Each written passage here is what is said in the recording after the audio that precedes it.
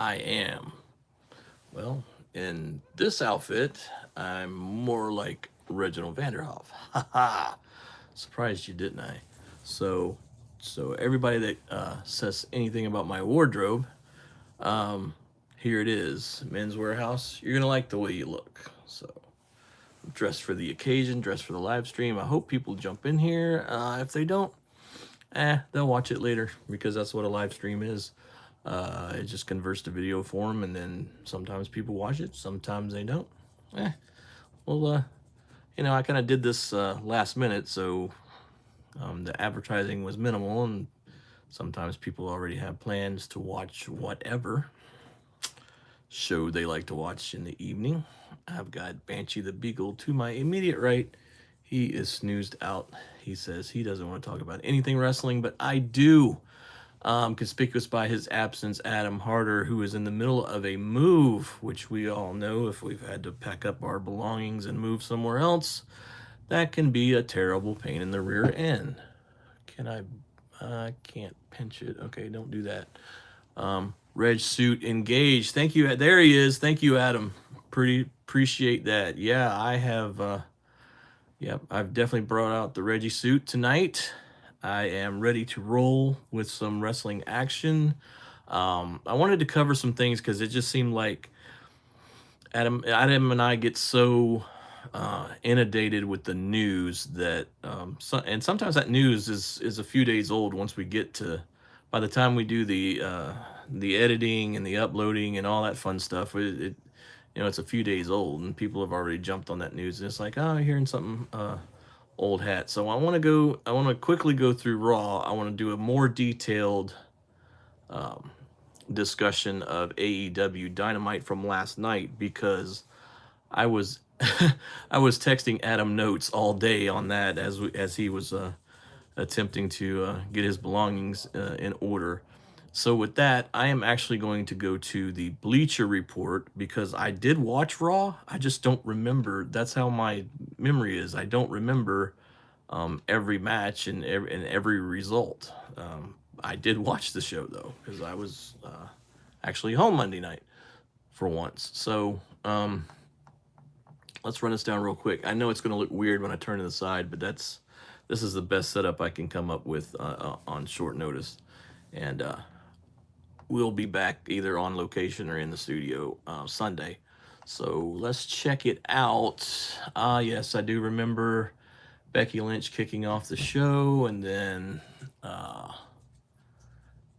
yep, and Damage Control came out, and they went back and forth. They put grade A on this promo. I wouldn't have called it grade A. It was okay. They noted Becky Lynch is over. Yes, she definitely is, and she should definitely be a babyface, and they should definitely make merch money. So we started off. Let's see. So we started off with that, which led into Mia Yim versus Rhea Ripley. Okay match. They gave it an A minus.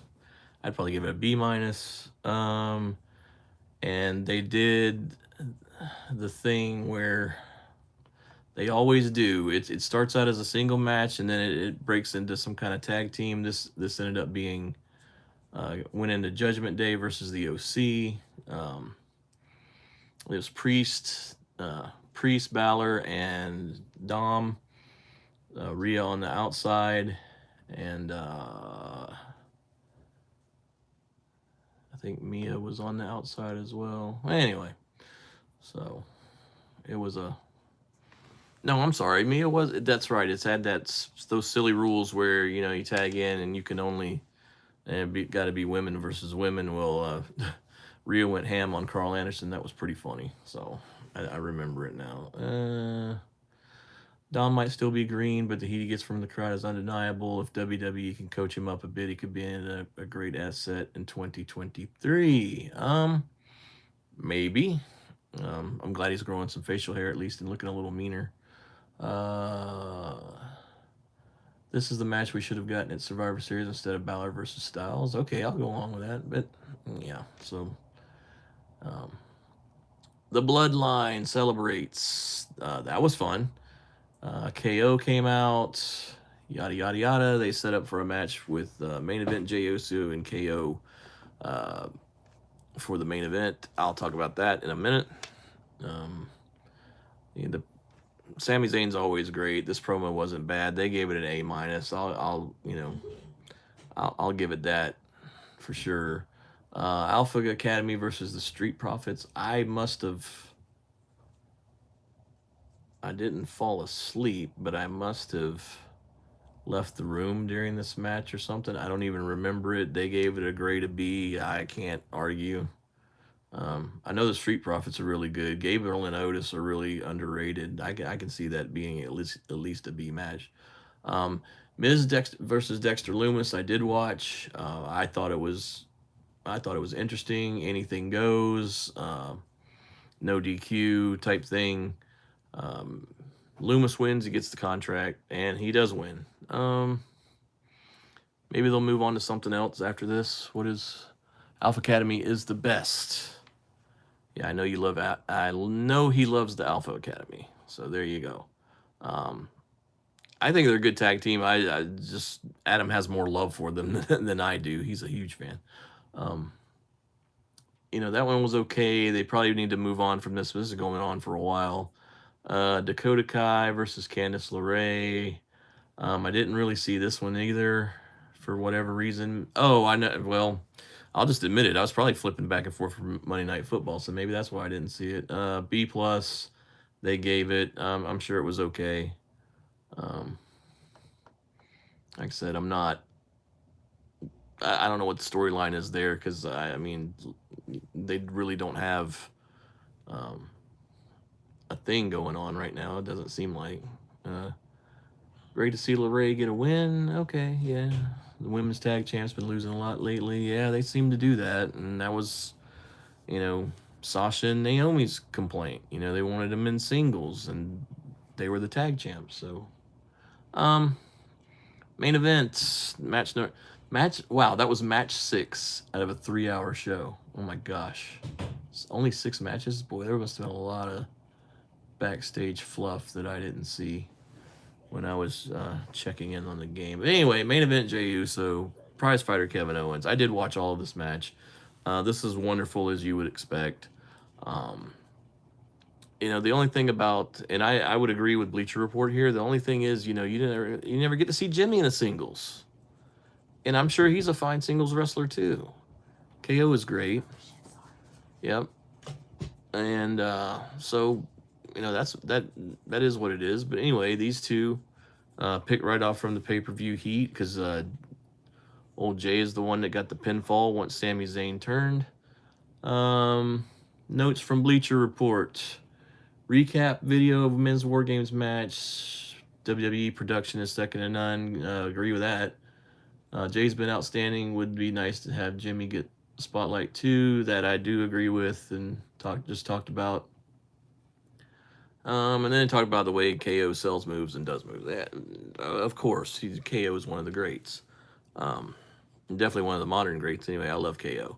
Big fan of his. Okay, that was Raw pretty much, and I know I went through that real fast. Nothing wrong with the show. Overall B plus show maybe. Just nothing other than really the follow up with the Becky Lynch and Bayley thing, and then Jay against Kevin. Not a really lot to get excited about following the pay-per-view because we had some matches where people didn't even have matches on the pay-per-view. So whatever, it's typical Raw, good but not great. So, and like I said, I really didn't watch the whole thing. I watched what I consider the most important parts. So there you go. And like I said, I didn't have memory of some of this, so I depended on Bleacher Report. Now, let's talk about AEW. And boy, did I make some notes. Whoo, boy, oh boy, oh boy. Oh man. So first, I get a nice little invite for what is it? 80s Wrestling Con in May. That's in Jersey. I have never been to New Jersey. So, Adam, I am seriously considering this. I will try to give you a solid answer as quick as I can. Let's go into the notes. Let's see. The first we had John Moxley come out. My comment, thought Mox was taking time off, and the episode starts off with the music of Wild Thing. If MJF and Regal weren't part of this, wouldn't part of the story, I would be hitting the skip button because I'm not a huge Mox fan, and it's like Mox is trying to carry the company, and I'm just like, eh. I do have a new manager at work that looks like a short version of Mox. And then I said, effing Hangman Page, this shit just gets worse. Adam's laughing at me. Next slide. I thought I had slideshow on here. Where's it at? It didn't slide for me. No, scroll. Let's open the folder. That way we can get all these in. All right, so next one. All right, I said we started talking more about the con. They have a thing where they have a special VIP. Get 1 hour with Bret the Hitman Hart. I would love to do that, simply because he is somebody I have not met. And I would sit under Bret's learning tree for an hour. If that's truly what you get to do, I would hope so. I hope it's just not a photo and then they kick you out of the room. But it says 1 hour with the Hitman, so I'm gonna hold you to it, JerseyCon, if we go up there. Match number 1, Dax versus Danielson. I said that's what I'm talking about, and I mean, just you expect it from these guys. Dax Harwood is I think, so underrated as so used to him as a tag team wrestler. He's so underrated as a singles. Both him and Cash are fantastic singles wrestlers, but as a tag team, they're just off the freaking charts. And I love FTR. I didn't make many notes on the match because you know what? It was a great match. So I think I was more complaining than anything else to Adam about stuff I didn't like. But I mean, I loved it from bell to bell, competitive. Danielson wins with the LaBelle lock. Danielson goes for a handshake. Dax teases he's not going to shake the hand, and turns around and they shake hands and hug. Two phenomenal talents. I can't say enough about those guys. I know I didn't go into detail about moves and things like that. Sorry about that, but it's just some good stuff. I like I said, I can't remember every move of every match. I don't want to pull it up on DVR. I don't want to talk too long. I don't like just absolutely bore people. I was going to try to keep this to an hour or maybe less. Next slide.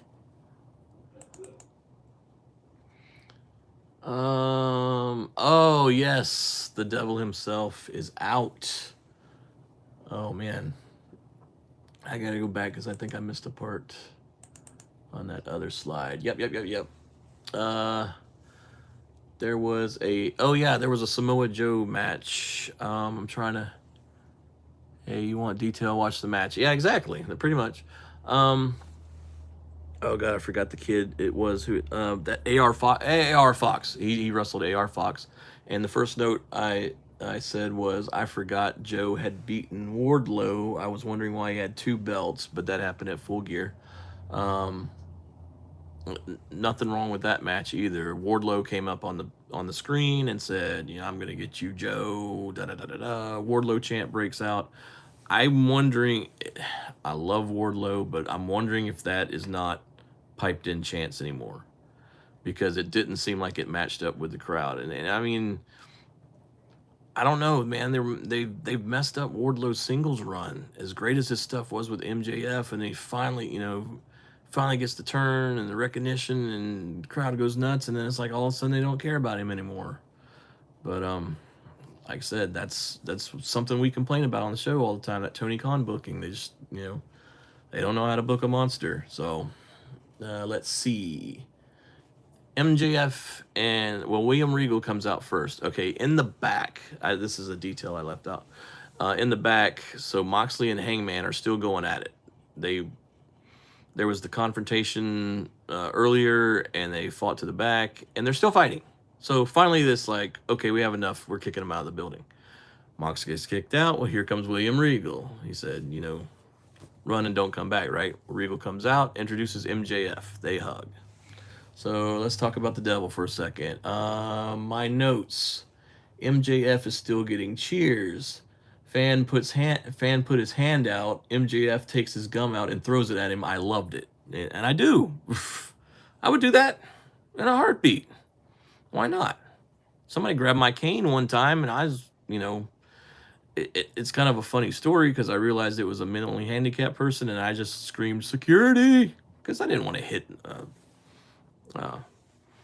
somebody that's can't help it like that. But I might, throw my gum at some dweeb someday.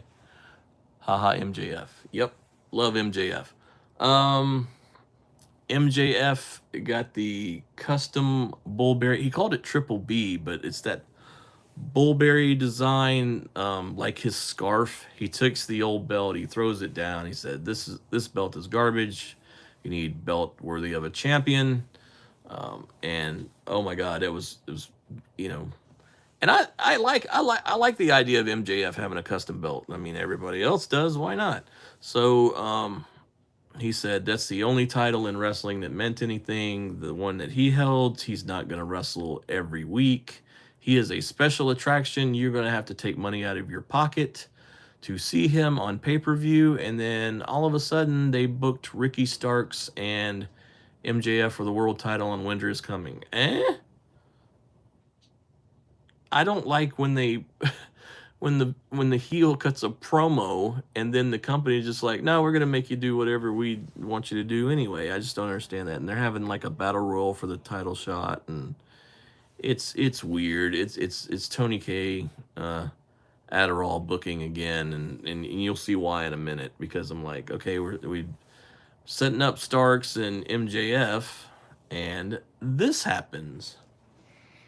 Oh my God, MJF just turned on William Regal, and he did. He gave him a stiff clothesline right to his, right from behind. Uncle Dax FTR revival. What? That was a tweet that was coming through from Dax Harwood. I get the notifications, and of course I follow that guy. Adam's like, yes, with excitement. I guess he didn't see the show, so I'm describing it. So MJF does the email speech, but he flips it around on Regal and says he only associates with the top talent in the business. So when you get to that level, let him know. Sincerely, MJF. Loved it. Genius. Absolutely loved it. Remember, this was a jealousy by MJF, or deep-seated hatred that went back when he wasn't chose for WWE, when William Regal was a big part of getting people booked down there, and they used it in the AEW storyline, and it was great. And just when you forgot about it, MJF brings it back. Long-term storytelling, consistent storytelling. Bravo. MJF leaves. Danielson comes in because we've got the injury history with Regal. There's a stretcher job. Let's see. My notes. He turned the belt into the Burberry belt. Same type pattern on scarf of his scarf on the leather. Go look it up. I did not see that coming. I'm thinking Jericho may have booked this because no way Tony's coked up ass thought of this. Forgot I said that. Regal did a stretcher job and went out and on an ambulance, hyping up his health issues. There was blood in his mouth. It could have been a capsule, but whatever. That's one of the best segments I've seen in modern wrestling, and it was. And if you don't believe me, go back and watch it and judge for yourself. But that's heat, folks. That's how you create heat, get heat, and clearly you're establishing MJF as the number one heel in the company, which after the kind of the babyface tease, and I was like, do we really want to do this with this guy? And I thought they might run with it, but you know what? MJF's still getting cheers, folks. So it doesn't really matter, but let MJF be MJF and do what he does best. And he did it here in this segment. A plus plus, 10 out of 10, whatever you want to call it. Meltzer's 9-star rate. I don't care. That was fantastic. Let's go to the next slide. Because here's going to be some funny ones. Jamie Hayter and Britt Baker were doing a promo in the back. I love Jamie Hayter. And I still think, in a company where heels and faces swap constantly, I'm waiting for Britt to just pull that trigger because they've teased it before and then they decided not to go with it. But you got to think Britt Baker's going to be jealous of Jamie Hayter holding the title, so that would just make sense. Anna Jay versus Willow Nightingale. Skip. And I did. I skipped right through that. The only interesting thing that happened, I saw Ruby Soho on my screen. I hit the play button, and she attacked Ty Conti, who came back. Who was out there with Anna Jay, obviously, and because of the whole JS thing. But anyway, it was good to see Ruby. She got a big pop, so hopefully they'll maybe in this second run they'll treat her a little better than they did in the first run. I hope. But I don't hold out. Well, I said I hope. I don't hold out too much hope, but we'll see. We'll see. Right now, it seems to be all about Soraya / Paige, and I'm fine with that because I'm fine with somebody, finally coming back after an absence. Orange Cassidy, Skip. They made a match for Friday night, so I can't even remember who he was going to get. Who cares? The All Atlantic title that has a flag of Japan on it in Australia. It makes no, it's not Australia. I'm sorry, it's Great Britain. That makes sense. The Japanese flag makes no sense. I think there's Chinese flag is on there too. That makes no sense. All right, let's see. Ooh, Jade Cargill. Yeah, she came out and did a promo. I made an inappropriate comment about her body. She does have a great body. She's got a great physique, great body. Adam loves her too. She's great. Crazy routine. Had on a killer outfit. She's a hard bumper. She said, "Cameraman, get my baddies." That's funny. She lets Red Velvet wear the TBS title, even though she's the champ, which that is hilarious to me. It's like, here, hold my belt. Just wear my belt. So Adam wants to be the manager. Let's see. Who do you have in your stable, Adam? I always forget. I'd be her manager, and I do the whole thing. You don't even deserve Jade. Yeah, that thing. Did I miss a slide? Well, anyway, so. All right. Well, I mean, Jay did the promo. I think I made the comment. I said the promo was okay, but I said she's getting better on the promos, but her work is fabulous. Adam wants a stable of her and is it Wardlow or is it Claudio? I don't know. He's got Jaden Wardlow. Thank you, Adam. Jaden Wardlow. Okay, so he wants to manage them in AEW. So send your resume to Tony Khan in care of Adderall, and we'll see what happens. I am missing a slide. Let me tell you. Okay, so of course the EVPs. I think I can remember most of this rant that I had. So the EVPs, the Elite versus Death Triangle, Penta, Rey Fenix, Pac. Why are they doing a 7-match series? If you've seen that match once, you've seen it 100 times. Adam and I were going back and forth. I lost count at like the 9th cocaine and a note, and I'll be his friend. Yep. Take him a spittoon down there like they did in the Caribbean with Roddy Piper, and you'll be over.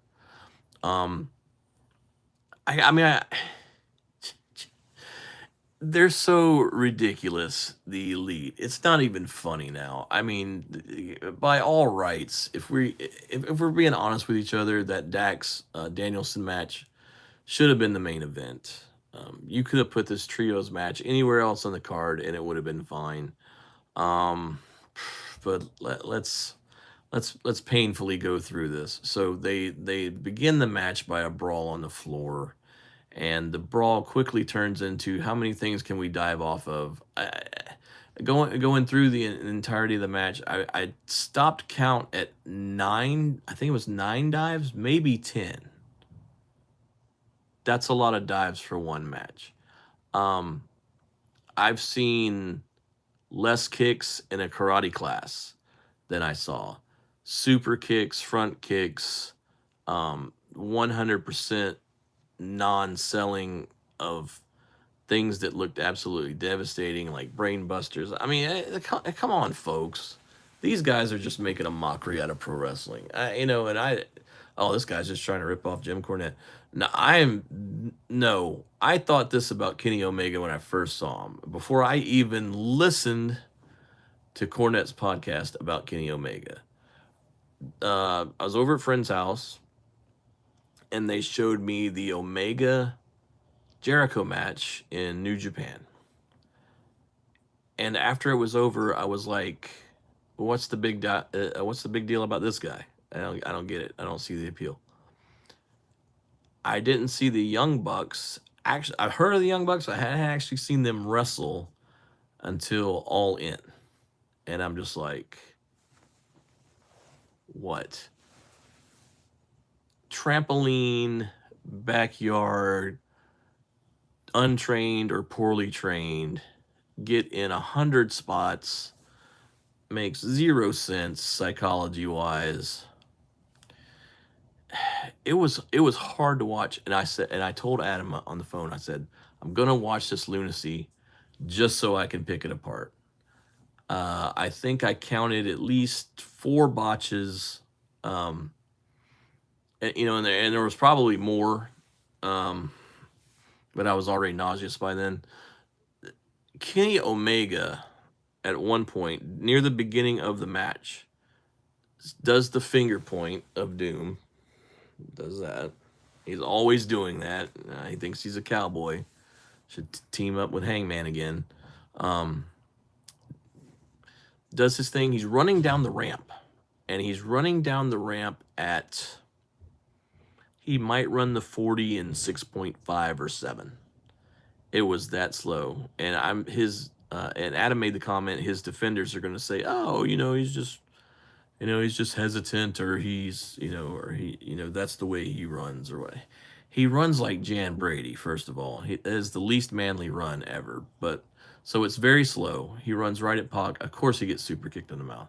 Because anybody that runs at you that slow, it's like when you ever seen the movie Deadpool, and he's on the Zamboni, and the guy's crawling, the guy's obviously bleeding and dying, and he's crawling away. He goes, and basically I forget the exact line, but it's like, yeah, I'm gonna kill you in 5 minutes.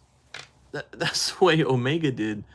These cosplayers are getting paid big money, probably more money than they made in Japan, to make fun of wrestling, basically. Why would you ever book them or respect them?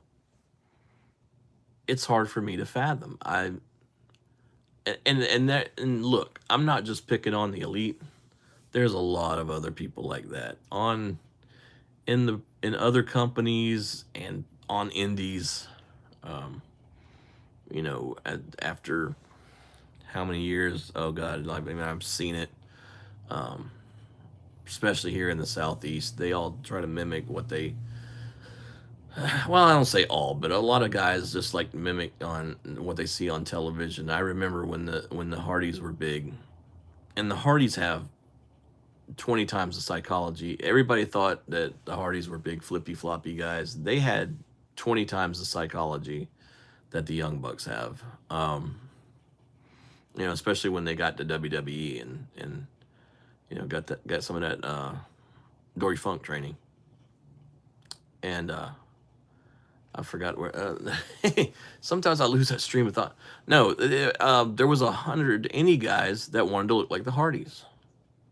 Bandanas, same type tights, same hairstyles, same beard styles as Jeff. I mean, I was like, oh my God, how many Hardy Boy clones do we need in one locker room? I went to one locker room, there's like 40 guys in there anyway, which was way too many guys. But it was that promotion, and they booked very long shows, and I don't think they did a TV taping. When I first got there, I was told, well, this guy does TV, so for what you don't get paid, you'll get in television exposure. And then he stopped doing television. And then he told me he needed me for TV, and then all of a sudden I got the dark match. We have Jeff Hardy at home. Who's your Jeff Hardy at home? At your house? I don't know. I did. Okay, Adam, you gotta explain that one to me because I didn't really understand that one. I'm glad you're in chat, buddy. I wish there was other people in the chat we could chat with. Somebody keeps popping in and out, and I don't know who that is. So, if you come back in, feel free to comment. I actually like interacting with guys. That's one thing that kind of. No, the memes. Oh yeah, everybody's got a Jeff Hardy. I just, I'm not. Oh, okay, you'll send it to. Okay, cool. Yeah, I just don't remember that meme. That's because I'm old. Yeah. So now, so of course, here we are. 20 years down the road. Now everybody wants to imitate the Young Bucks at Omega.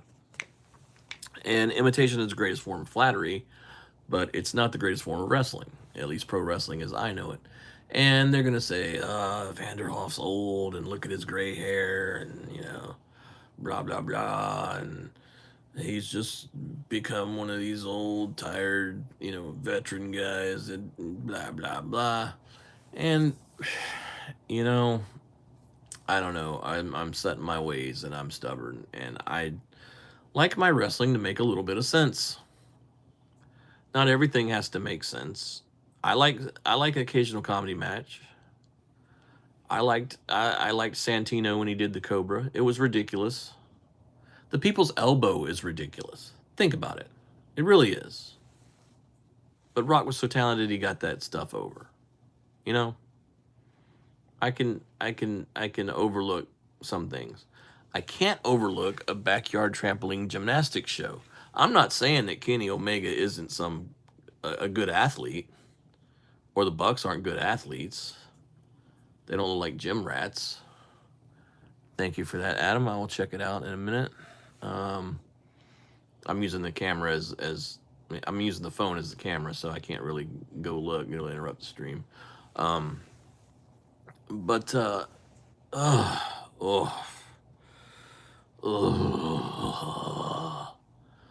See, this is why Cornette needs to do video, because I had to watch Young Bucks, and I threw up my Sprite and got on my TV.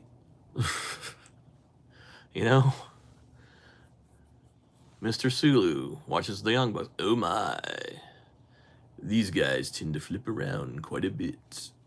I see. Yeah. So anyway, we've got to endure. If you're gonna watch Dynamite, and we've got to endure. They'll probably go 7 matches, knowing this. It's 2-1 death triangle right now. they're good.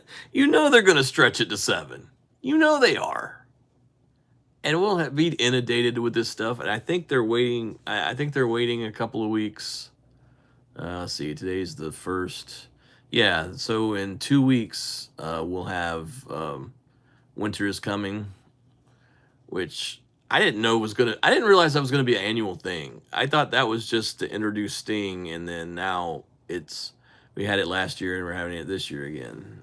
Starks and MJF for the AEW Championships. I mentioned that before. Oh, okay. So last week, let me correct an error I made last week on the program, or actually this week on the program, because we uploaded it Monday. So I said the Ring of Honor pay-per-view was December to Remember or something like that. I think that was an old ECW pay-per-view, is like December to Dismember. It's Final Battle, December 10th. There we go. So, yay, Tony, I gave you a free plug for the people at home. But yeah, and that's the big rematch between Danielson and um, God, Claudio Castagnoli. I don't know where my brain's at today. For the ROH world title. Is that really a world title anymore? They don't really have TV except on AEW. Um, would they let Rampage be the ROH show?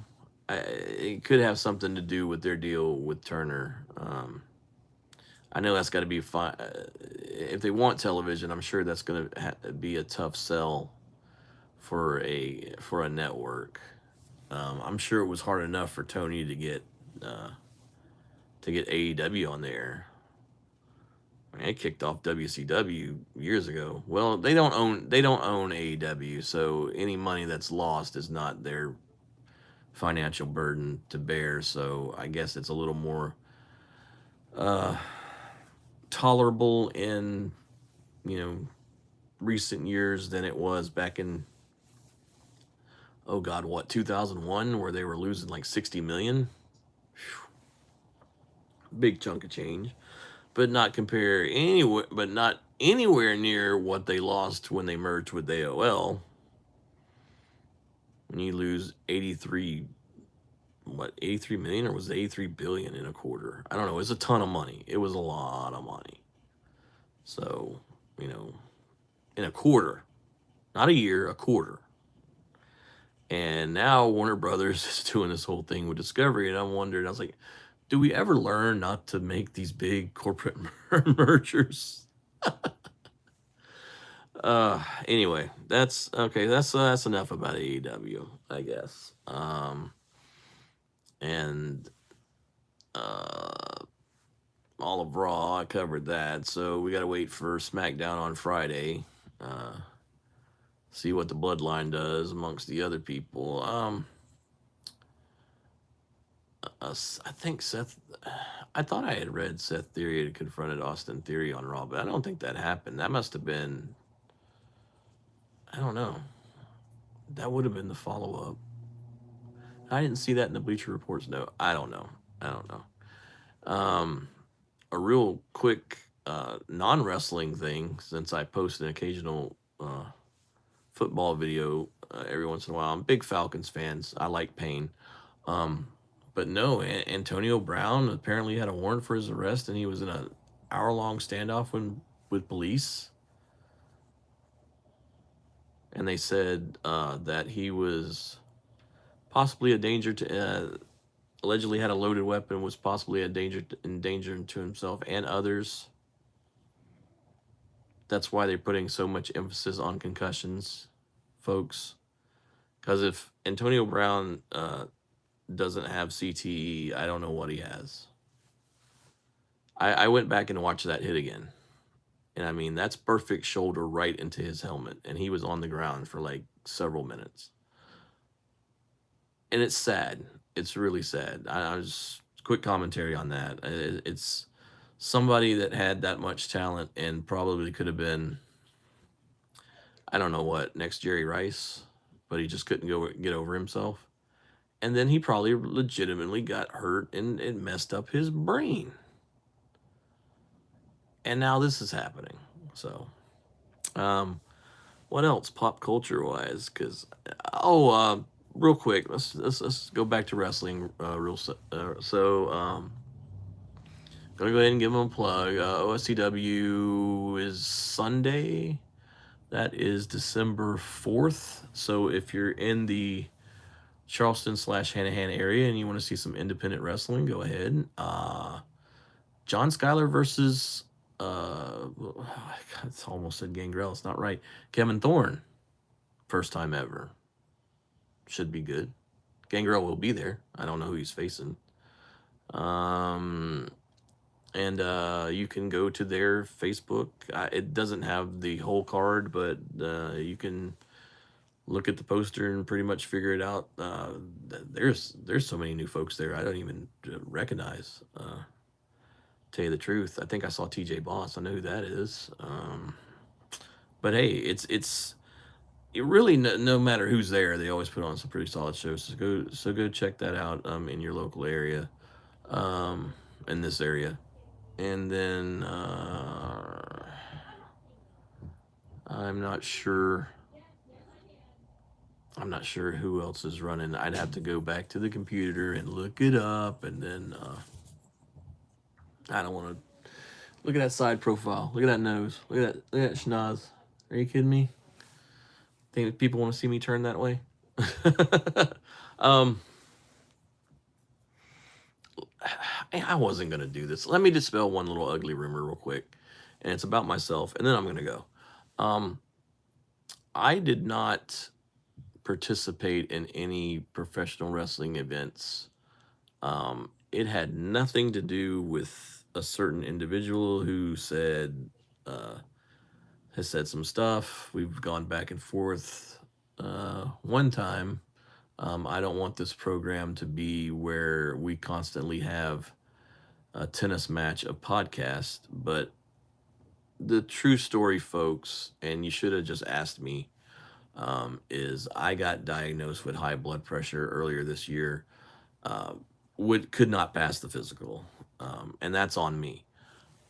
That's nobody else's fault for mine not taking care of myself. I got to get on medication and get that under control and drop some pounds.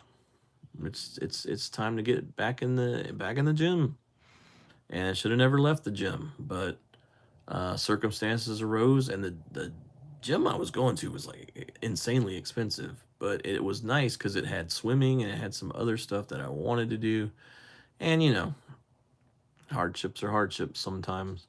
But that's back under control now, and I mean, you always go to Planet Fitness for $9 or $10 or whatever it is. So I need to do something, and hopefully, as we progress in these podcasts, my face will get skinnier, and my lips. Now my lips look like Kim Kardashian, and suddenly I'm British, and I don't know how that happened. But dang, I wish I had Adam to bounce. What do you think, Banshee? What do you think? Huh? This sleeping kid. So for anybody who watches the dog videos, real quick, this guy here, it's 44 degrees outside, and he goes out 3 times in the course of,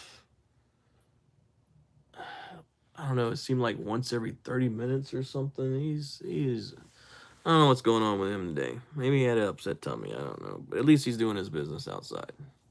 Which is more than I can say for Monkey. Haha, sleeping. he just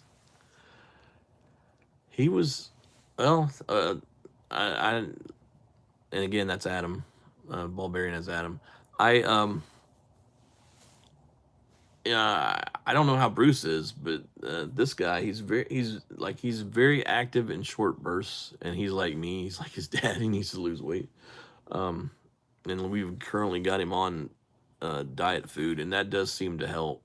Um, I mean, he gets like three quarters cups a day, and he doesn't lose a lot. He's probably still a good 50 pounds, I would imagine. We'll know, in I think February is his next appointment, so we'll get him checked out and make sure he's all right, and get all the tests done. I kind of worry about that, but people that freak out on the internet, listen, my my dog's fine. Um, he is all good. Oh, he's so fat. He needs to lose weight and da da da da. And to go write a check to SPCA or PETA, man. Come on. Don't say I'm not taking care of my dog. I am. The one mistake I made, I didn't realize, like that breed.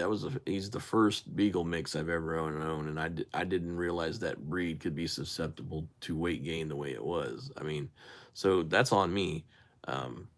Because other dogs that I had, we just fill the bowl up and let them go to town, and they were perfectly fine. They stayed lean their whole lives. As we had hand mixes. But this guy, oh, we now are being told has some Bassett in him. He doesn't have the floppy ears, like the long floppy ears, but yeah, he can look at food and gain weight. So I don't know what's up with him. He had 3/4 cups of food in the morning, 3/4 cups of food in the evening, and he had a little bit of green beans in the afternoon because the vet said if you're going to give him a snack, give him green beans. They're healthy. So there you go. So if anybody has any advice besides the obvious, walk him, run him around, make sure he gets exercise because he does, especially when I'm home.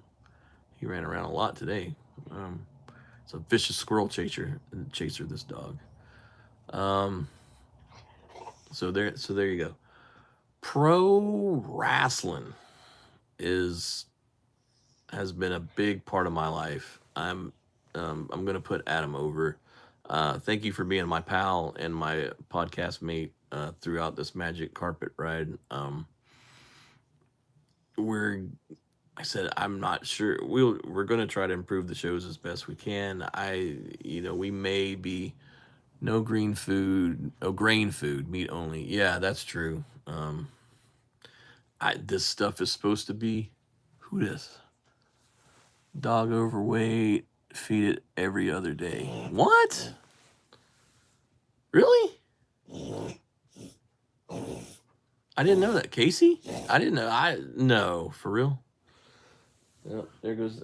He'll give him allergy medicine too. So if you hear this honking and that weird, that's why, because he has something. Um, Doc said not to worry about it, but just give him like half a Zyrtec every night. Hey, what's going on? There's like 3 people in the chat now. Should I stay on longer? I need to. I just want to get on the YouTube on the other screen so I can actually see the chat because it pops up, but it like if I actually get on the channel, it comes up consistently. Like I can see who's here. My face looks weird in that thumbnail.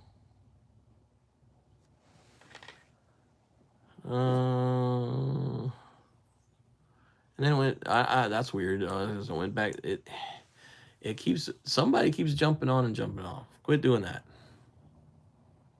Stay on for a little while and figure out what we're doing, and then leave.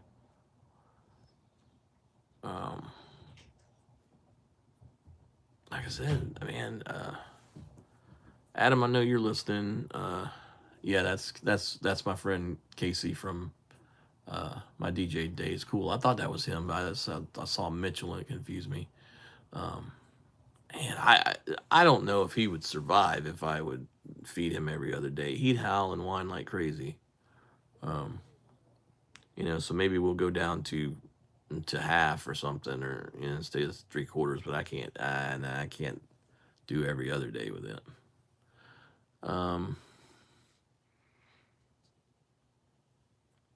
Hey Adam, you got any one of those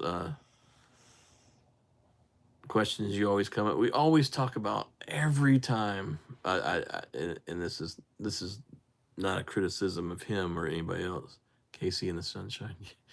No, Casey with a C, but close. One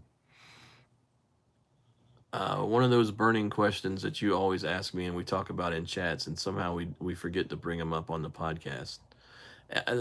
We only got so much time. I mean, we have busy lives until we get, like I said, until we get to where we want to go.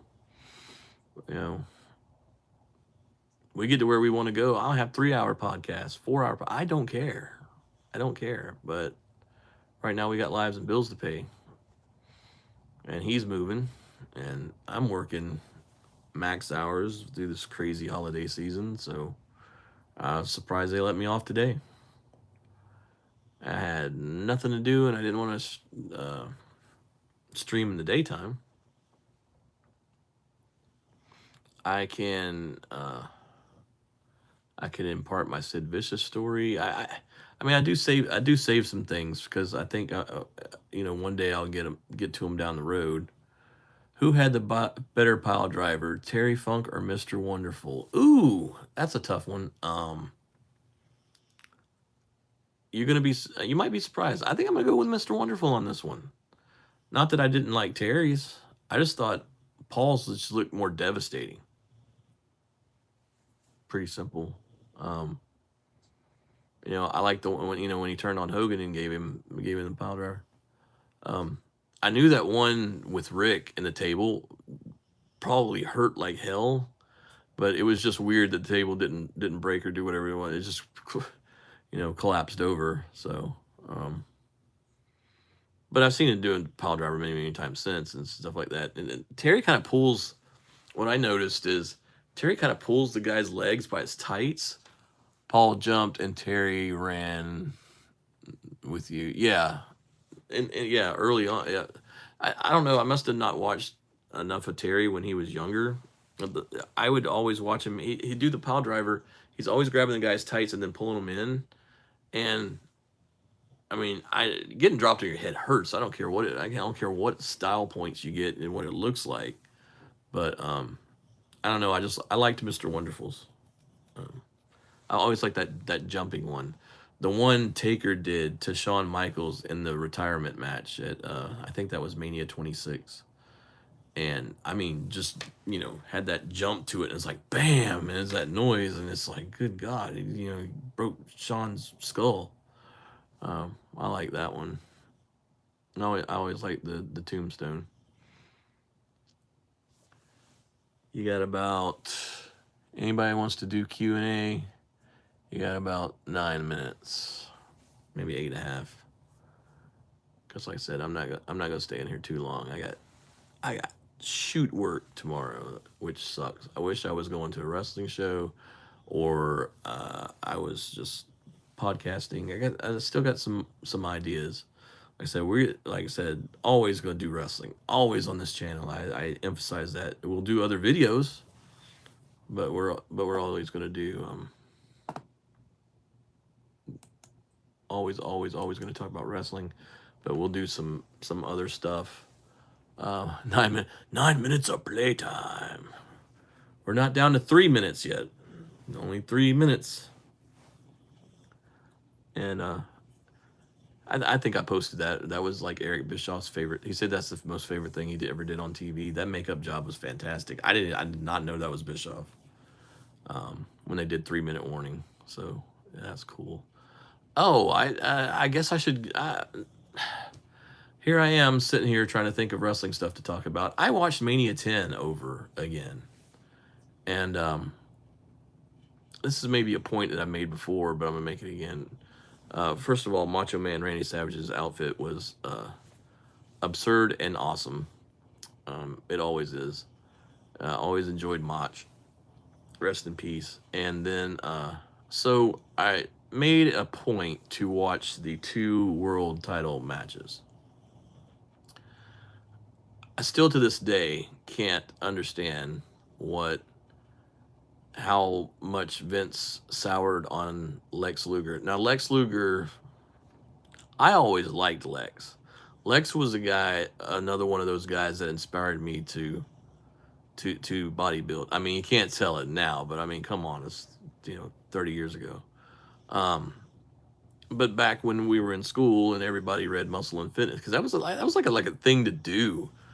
All these guys that played football and whatever, and me, we always read Muscle and Fitness. I mean, we're looking at Lee Haney, and that was his era. He had just overtaken Arnold as far as the record for Mr. Olympia. So we, and a lot of us guys was into pro wrestling. So and Lex was like incredibly cut.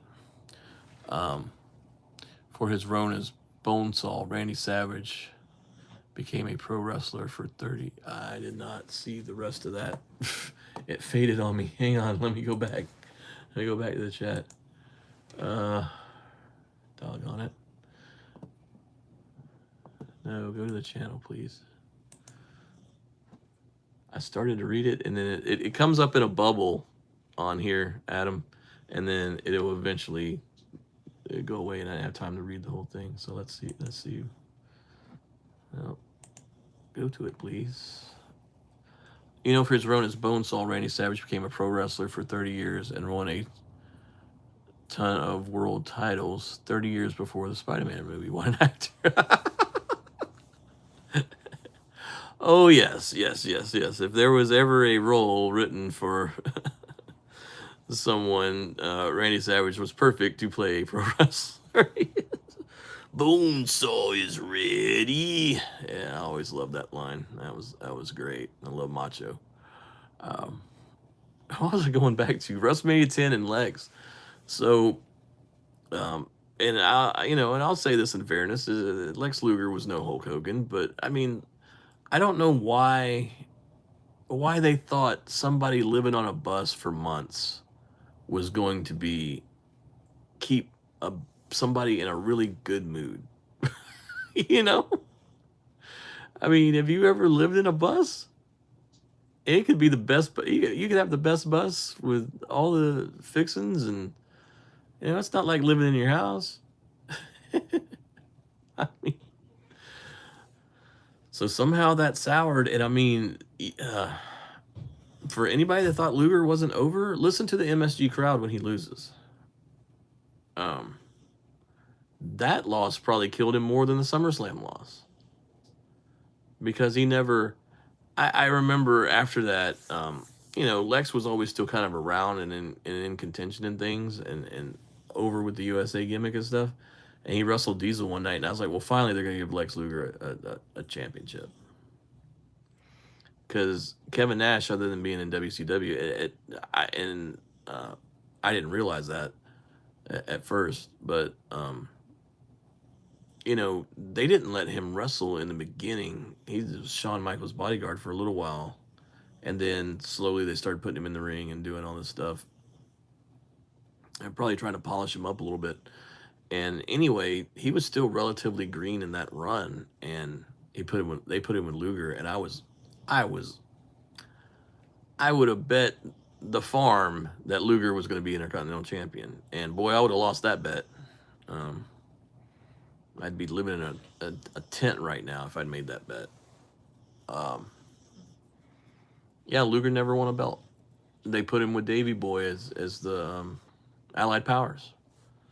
I thought sure they'd be the tag champs. I was like, oh, maybe tag champs in no time. Nope. Didn't happen. So what happens? So he pretty much makes up his mind. He's not going to re-sign. These guys made me promises they didn't keep, and everything like that. So goes back to WCW. It takes a low ball offer from Eric Bischoff. How miserable do you have to be in a place? I'm not saying some people praise WWE, but some other people are like, God, I gotta get out of here. I guess it just depends on who you are. And Lex took this super low ball offer from Bischoff. I mean, like $150K a year. That was like, I was almost like the WCW minimum. I think the minimum was like 100. They were paying some of these guys, and he took it. He took it to go back.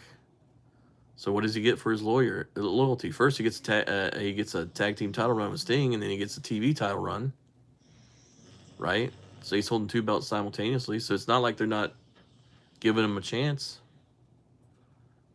He was a big star when he left. It's not like he wasn't a big star in WWF, just didn't win any titles.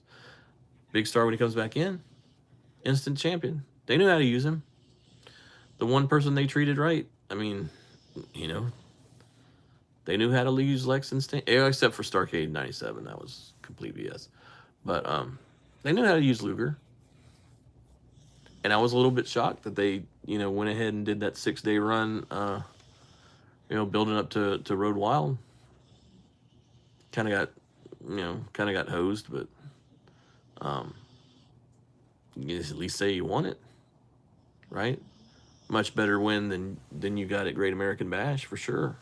Nothing against Barry Windham. Barry Windham's fantastic. But everybody was talking about Ric Flair leaving, so we want Flair.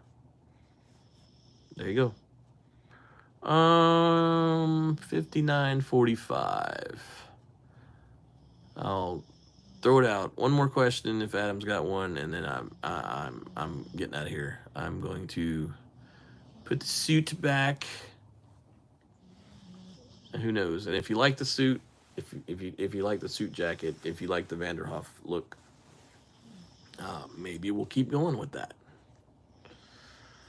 I don't know. Somebody gave me crap about the hats, and somebody liked it. I remember Adam saying a friend of his liked it, and then I had another person give me crap about it, saying you look so unprofessional wearing a ball cap. Well, look how long his hair is. He's headed to bed. Yeah, I am too. Look how long this hair is. I need to get it cut, and that's pretty much why I wear the hats. Quick story, real quick. So, and then I'm gonna go. I worked in all these many jobs that I've had, jack of all trades, master of none. And I worked in a hat store, and I started building a collection of hats. And my father always wore hats, and so I just started wearing hats. There you go. Completely opposite from this attire, which was my wrestling attire. But I just thought you might want to see a glimpse at what a current Reginald Vanderhoff would look like. All right, we're gonna get out of here. Adam's going to bed. I'm going to bed very soon. It's gonna be a rough day at work. I know, because like I said, it's holiday time, and we got some college games coming up, and I am getting some shut eye. Thank you, Adam, for joining in on the chat. I hate that some people did not get in on this. I would have liked to have had some discussions with folks, but that's okay. It was last minute, and you can always watch the video when it goes up. So you get another chance to watch it. But I'm glad I got to talk about WWE and AEW when it was a little more current than just waiting a few more days to do the podcast. So podcast coming up. Everybody have a great night. Take care.